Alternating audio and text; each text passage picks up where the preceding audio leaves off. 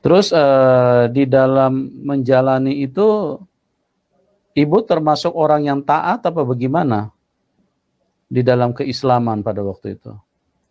Iya, saya termasuk orang yang taat, Pak.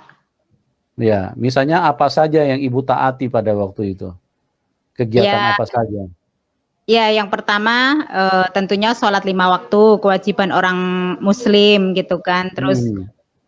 mengikuti pengajian-pengajian seperti itu, Pak. Iya, iya, iya. Terus apa lagi? Puasa. Puasa, ya. Hmm. Terus apa lagi, Bu?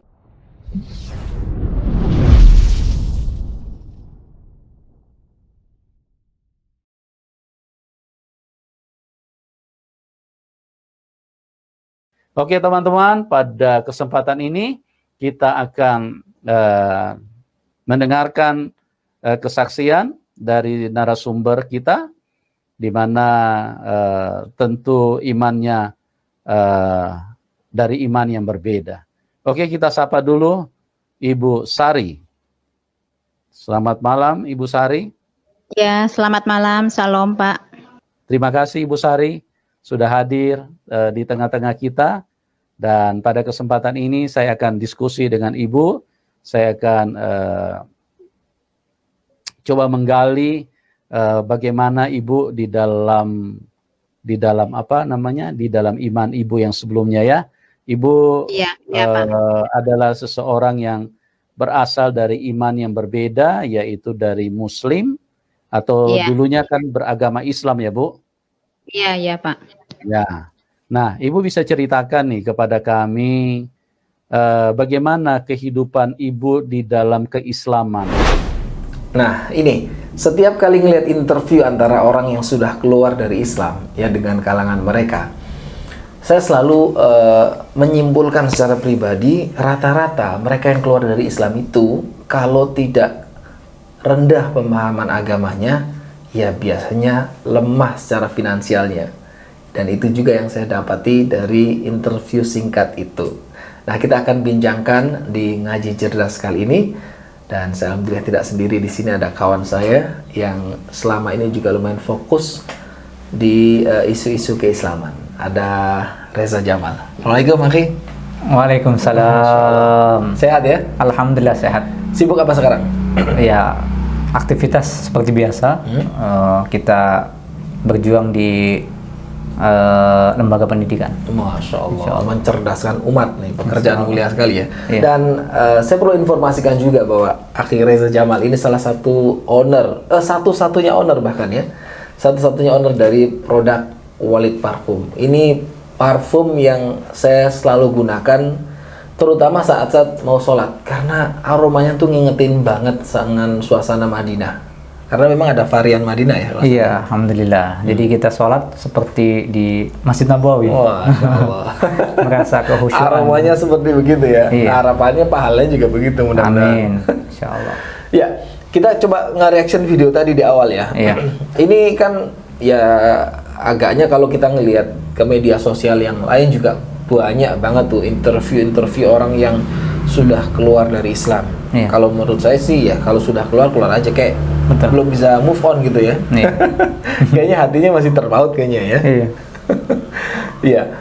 Dan beberapa obrolan itu tadi buat saya kok selalu memberi kesimpulan. Ini tentu kesimpulan pribadi, tentu sangat subjektif ya. Tapi kayaknya banyak juga yang sepakat deh bahwa biasanya nih orang-orang yang keluar dari Islam itu kalau tidak rendah secara pemahaman agama, ya lemah secara finansialnya, sehingga gampang sekali. Berbeda jauh dengan beberapa orang-orang yang saya tahu pastinya ya, yang ketika mereka menjadi mu'alaf, itu justru masuk karena kecerdasannya ya. Pemahamannya tinggi, kemudian ada satu dan lain hal.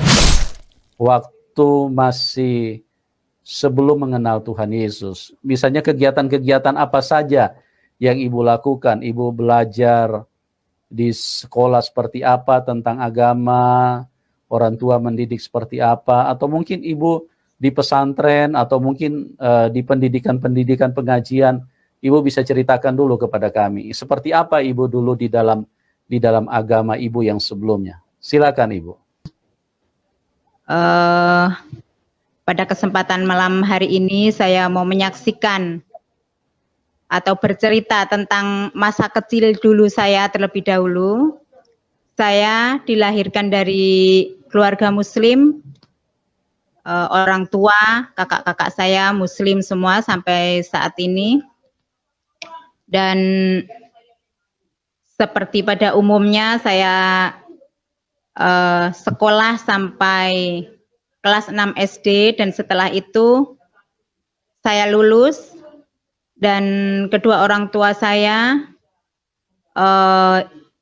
rindu untuk menyekolahkan saya atau memasukkan saya ke pondok pesantren. Saya mengikuti, saya dimasukkan ke pesantren dan di pesantren juga diajarkan tentunya kedisiplinan, dan untuk kegiatan hari-hari kami diajarkan mengaji, membaca, sampai kurang lebih saya 3 tahun tinggal di pesantren. Dan setelah 3 tahun saya keluar dari pesantren, saya sudah menginjak remaja dan saya kepingin bekerja, dan di masa remaja saya itu saya jauh dari kedua orang tua. Saya merantau, pertama kali saya tinggal di Semarang dan pindah ke Bandung, agak lama juga di Bandung. Dan dalam saya bekerja itu saya mengikut orang Kristen. Saya mengasuh anak bayi di sana dan sampai umur 4 tahun, dari baby sampai umur 4 tahun. Menurut Antum gimana? Iya. Dari video tadi yang bisa kita saksikan ya di awal bahwa pembawa acaranya itu ingin sekali mengorek dari narasumbernya ya tentang kekurangan-kekurangan, kejelekan-kejelekan yang ada di diri seorang Muslim. Ya. Kayaknya ambisius sekali. Ambisius sekali kita lihat ada di video. Ngarep banget tuh yang kekurangan ya. Iya.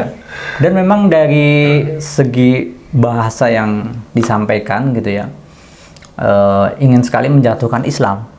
Ya, mengorek, dan kita lihat dari narasumber itu ini salah satu mungkin bisa dibilang kekuasaan Allah ya, ayat-ayat Allah yang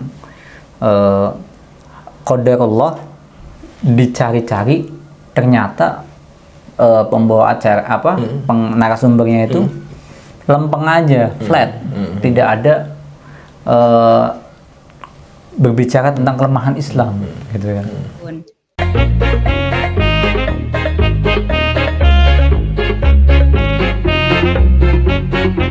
Ya, Bu Sari, Ibu mungkin bisa ceritakan dulu pendidikan yang Ibu terima di pesantren seperti apa, terus di orang tua seperti apa, atau mungkin di sekolah seperti apa pendidikannya. Ya, misalnya disuruh sholat, suruh ngaji atau apa gitu. Ya, seperti apa dulu Ibu dididik pada waktu itu? Sewaktu sebelum masuk pesantren, seperti biasa orang tua mengajarkan untuk ngaji dengan anak-anak di kampung gitu, untuk sholat 5 waktu seperti itu, Pak. Terus ya, ketika masuk di pesantren juga diajarkan seperti itu, tapi lebih ditekankan untuk belajar membaca bahasa Arab, dan yang mana saya juga kurang mengerti gitu. Ya. Untuk tingkatan-tingkatan di pesantren itu kan ada kitab apa, saya juga udah nggak ingat gitu kan. Yang jelas hanya diajarkan untuk membaca dan membaca gitu, Pak. Ini menarik juga. Iya, nggak ada kisah-kisah yang dramatis ya. Iya. Iya. ya mungkin itu memang sudah sunatullah juga ya, bahwa orang-orang di luar Islam itu selalu ada kecenderungan ke sana ya untuk Iya. menggali sesuatu yang nggak nyaman.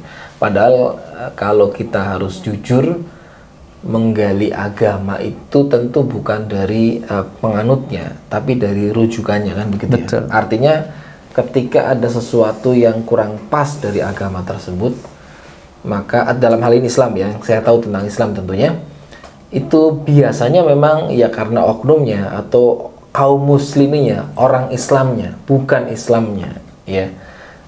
Kekurang nyamanan yang kita jumpai itu karena orangnya. Namanya orang dimanapun ya akan selalu ada kekurangan dan kelemahan-kelemahannya. Tapi kalau kita menggali Islam itu sendiri, maka Islam menjadi agama yang sempurna, paripurna, dan bahkan rahmat bagi seluruh alam. Begitu kan ya? Iya. Dan yang menarik dari video ini adalah background ya si narasumber tadi ya, dia mengatakan sudah pernah belajar di pesantren ya kan. Ya.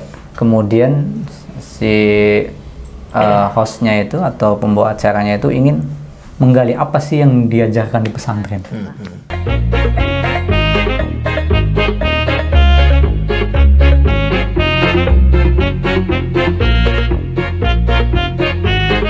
Oke. Terus kalau misalnya kegiatan-kegiatan syariat yang dimintakan atau yang dimintakan oleh ustadz atau orang tua untuk ibu lakukan, berarti itu kan ibu harus penuhi ya di dalam kegiatan keagamaan. Nah, kalau misalnya ibu tidak penuhi, konsekuensinya itu apa, Bu?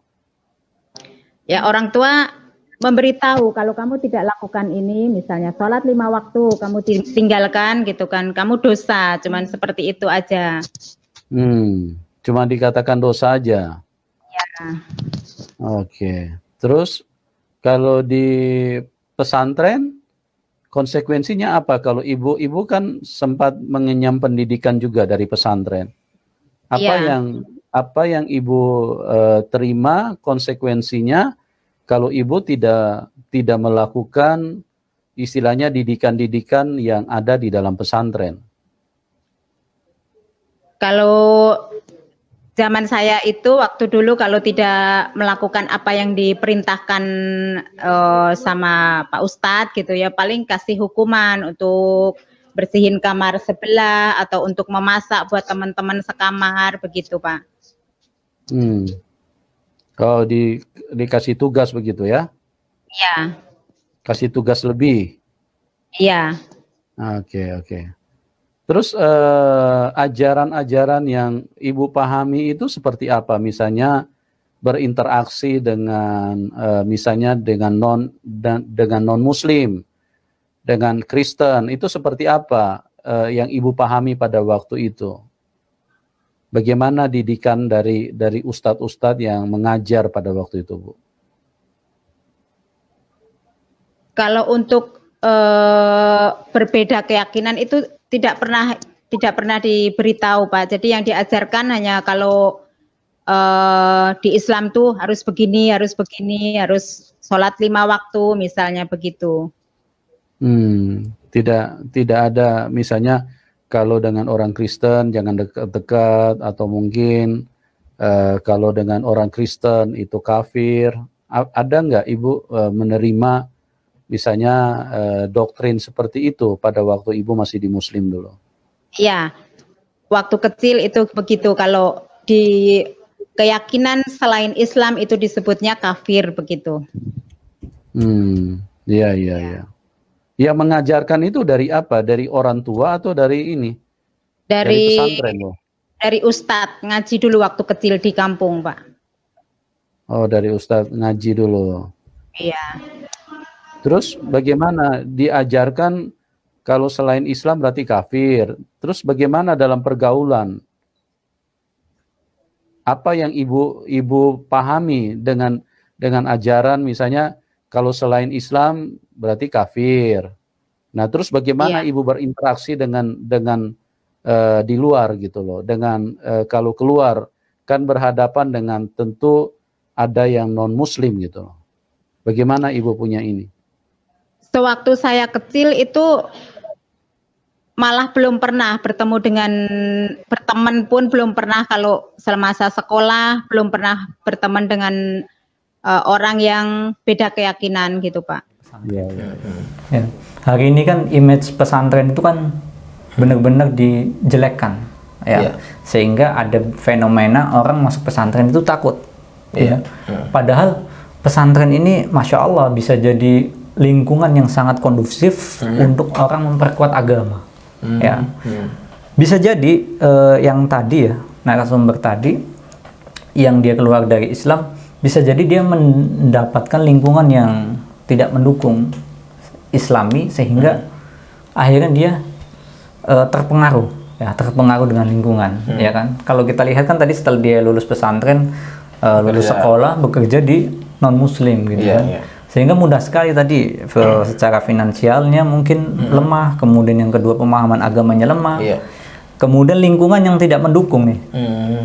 Itu Ya penting kan? banget lingkungan. Penting banget lingkungan. Sehingga kita harus pastikan ketika bergaul, bermuamalah dengan non muslim, ya harus kuat secara iman, semuanya harus kuat. Kalau tidak kuat, mending cari atau pilih lingkungan yang muslim. Ada yang menarik juga dari interview tadi di video itu ya, bahwa bapaknya nih seolah menggali bagaimana sikap muslim terhadap non muslim harus seperti apa. Kayaknya seolah tuh pengen berharap harus diajarkan tentang intoleran gitu ya, atau berlaku kasar ke non muslim. Tidak, sama sekali tidak. Bahkan ada banyak catatan dalam pembelajaran kita di Islam ya, orang yang gimana pun kita harus berbuat baik ya, dengan nggak apapun agamanya, dengan catatan tadi ada batasan-batasannya, memang tidak melulu soal kemudian toleran tuh sampai pada urusan agama pun ikut gitu ya, nggak begitu. Tapi nggak ada catatan untuk berlaku kasar, buruk gitu ke orang yang di luar Islam sekalipun. Nah ini yang saya lihat dari obrolan tadi, kayaknya ngarepin banget ada jawaban ke sana ya. Sehingga terus bertanya dan dicecar terus ya. Benar ya. Jadi memang kembali ke lingkungannya. Ketika pemahaman kita agamanya ini tidak terlalu kuat, ini faktor lingkungan akan sangat mempengaruhi bagaimana dia dalam menjalankan agamanya. Dan yang mengkhawatirkan ya sampai akhirnya kemudian memilih keluar dari keislaman ya. Itu bahaya ya.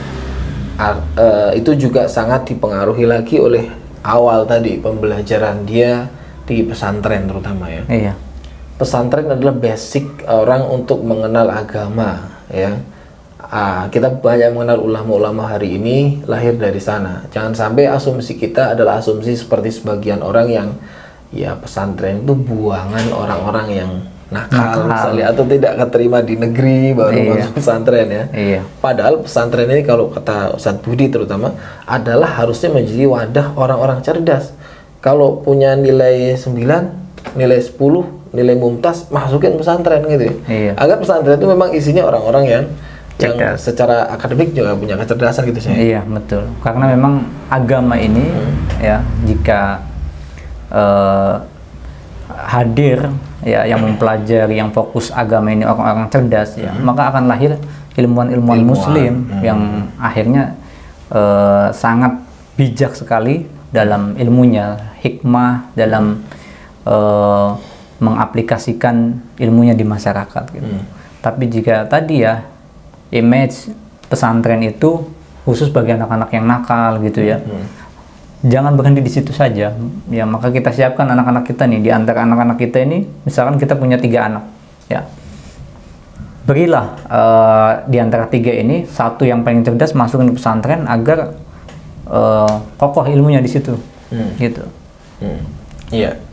Terus di dalam menjalani itu Ibu termasuk orang yang taat apa bagaimana di dalam keislaman pada waktu itu? Iya, saya termasuk orang yang taat, Pak. Ya, misalnya apa saja yang Ibu taati pada waktu itu? Kegiatan apa saja? Ya, yang pertama tentunya sholat 5 waktu, kewajiban orang muslim gitu kan. Terus mengikuti pengajian-pengajian seperti itu, Pak. Iya, iya, iya. Terus apa lagi? Puasa. Puasa ya. Hmm. Terus apa lagi, Bu? Ditambah lagi kondisi hari ini ya, di mana tantangan beragama itu semakin kuat ya. Iya. Termasuk pengaruh dari luar melalui sosial media, tren-tren yang ada yang kadang mengajak orang untuk ya urusan agama itu menjadi tidak sensitif lagi ya. Kan ada istilah dark joke tuh ya. Guyonan yang nyerempet-nyerempet, urusan agama, urusan akhirat, urusan yang sakral saat itu kemudian dibecandain. Yang dalam Islam tuh ada timbangan sendiri ya, ada istilah istihza kalau tidak salah kan. Iya. Ya artinya candaan-candaan yang mengarah ke sana harusnya kita muslim tuh punya sensitivitas tersendiri sehingga jangan sampai terjatuh pada ucapan-ucapan yang disadari atau tidak itu bisa membahayakan keislaman seseorang. Karena sebagaimana wudhu, puasa, sholat ada pembatalnya, ternyata dalam keislaman juga ada ya. Betul. Baik dari perbuatan atau ucapan. Ya. Iya. Jadi menarik nih di video tadi kan sebenarnya non muslim itu baik itu pembawa acaranya, terutama pembawa acaranya ini ya, ini ingin berbuat makar sebenarnya, buat makar ya, ingin menjelekkan Islam ya kan. Jadi di luar sana itu banyak sekali ya fenomena non Islam ya, apalagi musuh-musuh Islam ya, ini di setiap saat, di setiap waktu, bahkan di setiap harinya ya membuat makar bagaimana caranya agar muslimin ini jauh dari agamanya gitu kan, diserang dari berbagai media gitu kan, dan selalu dijelek-jelekan ya. Tapi kita lihat di sini justru takdir Allah berkata lain ya, dia ingin berbuat makar malah justru makar Allah ya, Allah lah yang menang gitu ya. Sehingga kita lihat video dari awal sampai akhir itu tidak ada yang menjelekkan Islam, justru yang disampaikan adalah realita gimana muslimin itu diajarkan sholat gitu kan, di pesantren diajarkan agama yang itu memang menjadi keharusan memang di pesantren itu. Makanya pesantren itu pondasi. Jadi nanti kalau kita punya anak nih SD boleh lah SD di rumah gitu ya, tapi kalau sudah lulus SD ya baiknya di pesantren kan gitu kan, karena dapat lingkungan yang baik gitu kan, belajar agamanya bagus, keberkahan ilmunya juga bagus karena hampir 24 jam dibersamai oleh para ahli ilmu gitu kan. Masya Allah, luar biasa. Iya, saya berharap sih orang-orang model kayak host tadi itu bukan cerminan umum ya, karena kita di Indonesia itu tidak perlu diajari toleransi, sudah sangat toleran. Bahkan tempat kami tinggal itu di Jakarta, masjidnya itu berhadapan dengan tempat ibadah agama lain, dan itu ya biasa aja, itu udah bertahun-tahun ya. Maksud gini, orang-orang yang punya kecenderungan seperti itu harapannya itu bukan mewakili agama tertentu, tapi yaitu bagian dari oknum aja ya. Oknum, betul. Ya, bagian dari oknum yang saya yakin karena jauhnya dia bersinggungan dengan kaum muslimin, artinya dia nggak pernah tahu bagaimana kaum muslimin berinteraksi, atau bahkan juga nggak pernah dengar secara literatur Islami seperti apa. Jadi wajar kalau kemudian biasanya kan orang nggak cinta itu karena nggak kenal ya. Kalau dia mulai kenal, minimal tidak benci, kalaupun tidak sampai cinta gitu ya. Iya, betul. Karena sesungguhnya kan yang lengkap panduan syariatnya bagaimana hablum minallah, hablum minan nas, itu kan ada di muslimin gitu ya. Muslimin lengkap sekali. Jadi sebenarnya kita tidak perlulah muslimin diajari toleransi, karena agama Islam itulah yang paling toleransi gitu ya. Dan toleransi juga sudah ada batasan-batasannya bagaimana agar toleransi itu tidak merusak akidah. Seperti itu. Iya, memang itu ada batasan yang tipis tuh antara hari ini terutama betul. Antara orang pengen toleran sama orang yang terlalu terbuka sehingga urusan agama di luar Islam pun dia ikutan di dalamnya ya. Saking tolerannya, padahal nggak harus begitu ya. Termasuk juga kembali ke video tadi tuh kita penting banget memang untuk selalu punya kepedulian dengan ilmu Islam, sebab kita nggak pernah tahu bagaimana akhir dari kehidupan seorang. Jangan sampai kemudian awalnya pesantren, kalau nggak salah Iya, tadi ceritanya gitu betul. ya. Awalnya pesantren, usia dewasa bahkan menginjak tua malah pindah agama, dan itu mengerikan ya, bukan hanya sekedar menyedihkan menurut saya. Memang ini semuanya adalah bagian dari takdir ya. Tapi ini juga kita bisa usahakan dan ikhtiarkan ya. Jangan sampai demikian. Artinya kita perlu butuh lingkungan yang selalu mendukung keislaman kita. Kita juga butuh asupan ilmu. Ya. Iya, betul. Terutama lingkungan saya. Iya. Karena dari sana kita akan selalu makanya juga salah satu obat hati itu kan berkumpul dengan orang-orang soleh ya. Karena menjaga kesolehan itu perlu, tapi berkumpul dengan orang-orang soleh itu juga sangat diperlukan demi menjaga kesolehan kita sendiri. Sampai salah satu guru kami menyebutkan bahwa merujuk dari salah satu sumber ya, disebutkan ajar qobladar gitu ya. Memilih lingkungan atau tetangga itu lebih didahulukan daripada memilih rumah. Artinya lingkungan itu jauh lebih kita prioritaskan daripada sekedar kita mau tinggal di mana. Jadi salah satu alasan tinggal di mana itu bagi seorang muslim harusnya ada lingkungannya yang baik. Bukan sekedar oh ini dekat sama akses apapun gitu. Iya. Tapi kalau di sana masjid nggak ada, kaum muslimin bahkan nggak ada. Betul. Itu harusnya difikirkan ulang. Iya. Jadi justru akhirnya terlena gitu kan dengan melihat kebaikan dari non muslim gitu kan. Tadi kan bekerja dengan non muslim gitu ya. Iya. Melihat kebaikannya. Coba kalau misalkan bekerjanya dengan muslim gitu kan, melihat kebaikan muslim yang insya Allah lebih gitu ya. Itu kan jadi lingkungan tadi sangat penting sekali ya. Jadi kita kan dalam agama diperintahkan untuk menjaga agama itu sampai mati gitu kan. Wala tamutunna illa wa antum muslimun. Jadi segala sesuatu itu dilihat dari akhirnya ya. Innamal a'mal bil khawatim. Sesungguhnya amal itu dilihat dari akhirnya. Makanya kita juga ada upaya ikhtiar tadi ya, mencari lingkungan, kemudian lingkungan yang muslim, kemudian terus belajar gitu ya. Jadi belajar itu nggak ada batasannya ya. Media sekarang juga lebih mudah untuk Lebih belajar mudah, ya. apalagi YouTube channel yang ngaji cerdas ini insya Allah mencerdaskan umat gitu ya. Masya Allah. Bisa juga Iya. sobat ngaji cerdas banyak belajar di konten-konten channel ini gitu ya.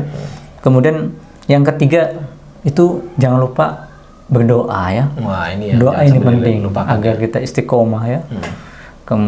Minta husnul khotimah, akhir yang baik ya. Kita tidak tahu gitu akhir kehidupan seseorang, dan kita juga tidak boleh menjas orang ini ya, kecuali kita melihat langsung akhir kehidupannya gitu ya. Karena Allah yang maha mampu membolak-balikan hati. Yes. Ya. Jadi ini penting sekali ya. Doa agar husnul khatimah, mati dalam keislaman, mati dalam keimanan itu sangat penting sekali. Ya. Nah, itu ngomongin doa, saya jadi ingat tuh doa yang sangat populer. Salah satu doa yang setahu saya nih sering dibaca Rasulullah ketika sujud dalam salat ya. Iya, betul. Ya muqallibal qulub, tsabbit qalbi ala dinik.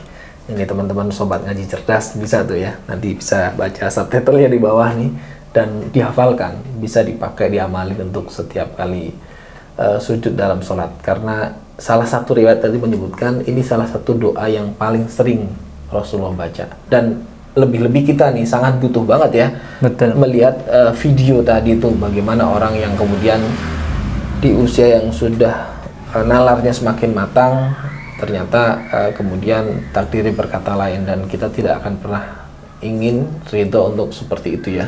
Harapannya adalah kita megang teguh bagaimana perintah Al-Quran, wala tamutunna illa wa antum musliman. Jadi pastikan kita berdoa ke Allah Subhanahu wa taala agar ditetapkan dalam agama ini, dalam agama Islam. Buat teman-teman sobat ngaji cerdas yang baru saja login ya, kalau anak sekarang bilang baru login, jangan lupa sering-sering berdoa dengan doa itu agar Allah berikan keistiqomahan.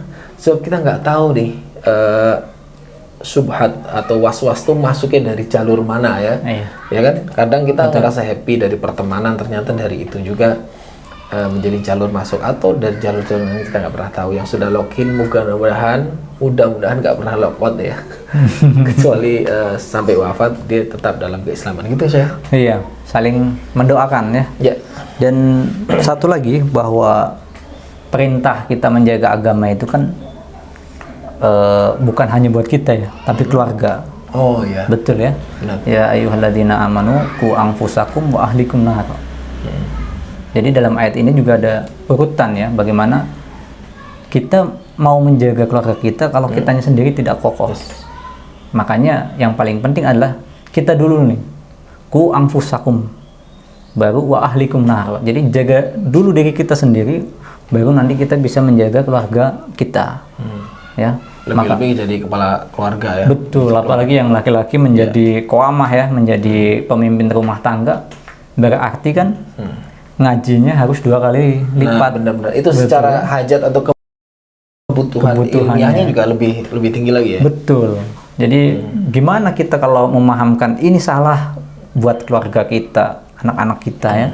Kalau kita sendiri tidak tahu gitu ya. Makanya pentingnya Masa selalu pakai jawaban wallahu alam tuh. Iya. ditanya anak yang SD itu wallahu alam nak. Gua tahu nak. Betul. Makanya ini mengilmui ya. Mengilmui tidak ada batasnya, usia anak-anak, anak muda atau sudah tua, itu terus menuntut ilmu itu sampai ke liang lahat. Liang lahat ya. Dan medianya sekarang benar-benar dimudahkan. Hari ini tuh kita harusnya lebih banyak belajar ya daripada orang-orang dulu. Kenapa? Karena ya tadi media kita belajar sudah sangat banyak sekali lewat channel YouTube, lewat media sosial. Tentu juga harus pilah-pilah ya. Tapi artinya itu menjadi media yang hari ini bisa kita nikmati sebagai sajian ilmu ya. Kalau butuh keberkahannya langsung dari guru juga majelisnya sangat banyak. Sekarang sudah banyak kajian offline lagi ya setelah sebelum pandemi ya. Jadi sudah bisa hadir lagi. Jadi alhamdulillah banget, dan beragam topik ya. Mau yang nyorot topik seputar sirah Anda, seputar Al-Qur'an, tafsir atau dan sebagainya. Sehingga kita harusnya hadir di kondisi yang mendapatkan ilmu itu jauh lebih mudah, tinggal mau apa enggak kan? Betul. Itu bisa salah satu menjadi hujah di hadapan Allah nih. Wah. Jadi kalau ini satu kemudahan tapi juga jadi tantangan hujah, ya. iya, hujah. Nanti ketika kita sudah siap atau belum, ketika nanti ditanya Allah, kenapa nggak ngaji, gitu kan? Padahal kita dimudahkan semua aksesnya, ya. Gitu. Bahkan dari dalam rumah aja bisa dapat ilmu loh, karena kadang speaker masjid itu kan keren-keren ya. Iya, dapat ilmu sambil rumahan gitu. Iya, dan banyak sekali kajian-kajian online gitu kan. Termasuk juga di channel ini ya. Di channel ini. Ngaji Cerdas. Iya, di Ngaji Cerdas insyaallah. Dan kita juga banyak sekali mengambil hikmah ya dari kisah-kisah inspiratif ya, yang itu harus dikuatkan juga dengan ilmu, sehingga itu akan terus dipupuk. Keimanan kita akan terus terjaga. Baik, Masya Allah. Jadi itu tadi ya bincang singkat kita di Ngaji Cerdas. Ada banyak hal yang perlu kita jaga sampai akhir usia, dan salah satunya dan paling utama adalah keimanan dan keislaman kita. Terus ngaji, jangan pernah lelah. Boleh subscribe Ngaji Cerdas. Saya ingin memperkenalkan satu usaha wakaf, yang usaha ini produktifnya 100% untuk dialokasikan kepada dunia pendidikan. Ada beberapa jenis Walid parfum ini, dan kami menyebutnya ini adalah parfum untuk keluarga muslim. Yang pertama, di usaha Walid parfum kita punya slogan namanya bersama hingga ke jannah. Inilah Walid parfum. Usaha wakaf produktif 100% diupayakan untuk mauquf alaihnya berdasarkan akad yang dibuat. Yang pertama adalah Walid parfum untuk ayah, untuk para laki-laki. Namanya Walid parfum beraroma Madinah. Namanya saja sudah jelas, Madinah. Tentu kita mengingat suasana aroma atau situasi di mana salah satu tanah haram di kota suci, yaitu Madinah Al-Munawwarah. Aromanya tentu akan menunjukkan dan bahkan mengingat-ingat kita saat menciumnya, saat dioleskan ke tangan, lalu dimulai diusap-usap dan menempel ke tubuh ini, kita akan merasakan bagaimana kita sedang berada di suasana kota suci itu, yaitu Madinah Al-Munawwarah. Inilah Walid parfum khusus laki-laki yang kalau digunakan bisa sampai berjam-jam, dan ini cocok sekali untuk para ayah-ayah, para orang tua khusus. Yang kedua, Walid parfum tentunya untuk pasangan istri, yaitu untuk para ibu-ibu yang aromanya tentu identik dengan seorang ibu rumah tangga yang sangat memahami bahwa tugas mereka adalah di rumahnya masing-masing, bagaimana bisa menciptakan suasana rumah dengan kelembutan dan lebih dekat dengan dedaunan dan pepohonan, bahkan bunga-bunga yang dicoba dicampur dan diracik, yang juga mendekatkan generasi sahabiah. Bagaimana sahabiah, para sahabat-sahabat Rasul yang perempuan itu bisa mengidentikan aroma-aroma mereka dan cocok untuk digunakan oleh para ibu-ibu dan wanita-wanita yang ada. Dan tentunya dari pasangan suami istri ini adanya anak. Nah, anak-anak juga diperlukan aroma parfumnya. Ditempel seperti biasa, dioles-oles, nanti juga digunakan untuk anak-anak. Dan ini kami menyebutnya adalah Fatara. Aroma parfum yang campurannya ada sedikit tetesan aroma oatnya juga, yang di dalamnya juga ada aroma-aroma buah dan sebagainya, sehingga ini menjadi gabungan-gabungan tatkala dipakai menunjukkan bahwa dia adalah anak-anak. Kami persembahkan parfum-parfum ini menjadi usaha wakaf produktif 100%. Kami namakan Walid Parfum dengan konsep keluarga muslim. Manfaatkan sehingga keluarga kita bukan hanya berkumpul, tetapi juga bisa aroma wangi dalam keluarga kita masing-masing.